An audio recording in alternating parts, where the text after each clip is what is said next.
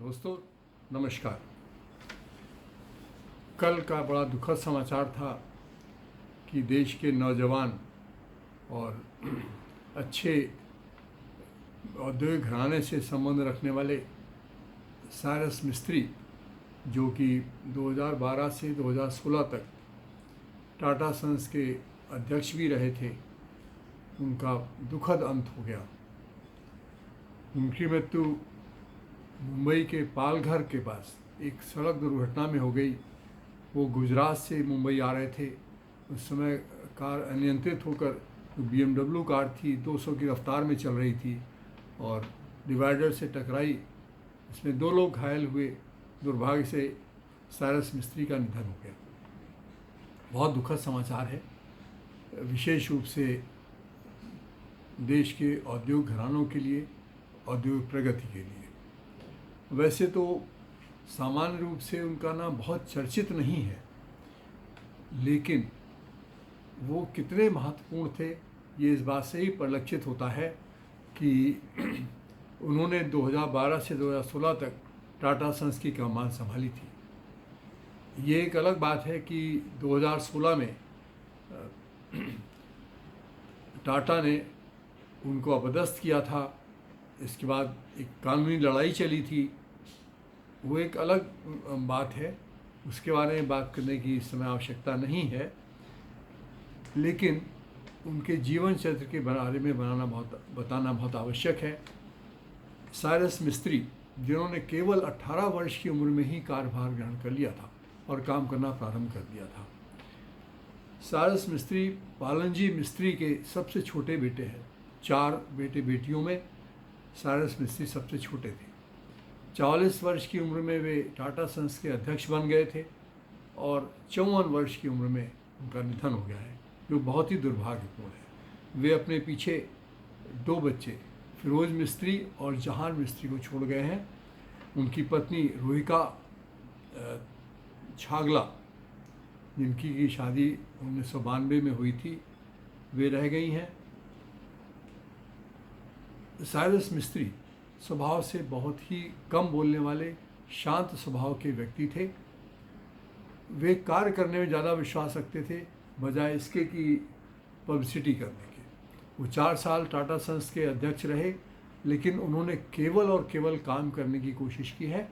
शायद उनके जो सहयोगी निदेशक थे, जो निदेशक मंडल था, उसको उनकी कार्यप्रणाली पसंद ना आई हो और शायद इसी कारण से उनको 2016 में टाटा सन्स को छोड़ना पड़ा था।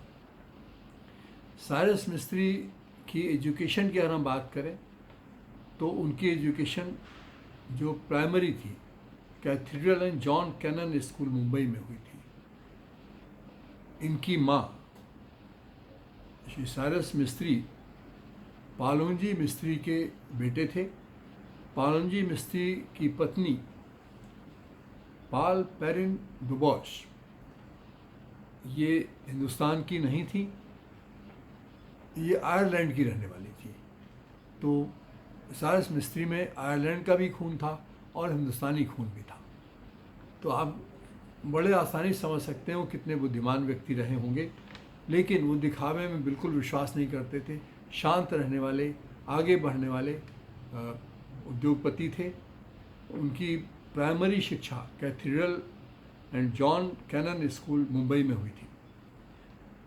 इंपीरियल कॉलेज ऑफ लंदन में उन्होंने पढ़ाई की। लंदन बिजनेस स्कूल में उन्होंने पढ़ाई की। ये इन्होंने 44 साल की एज में ही टाटा सन्स की अध्यक्षता प्राप्त कर ली थी।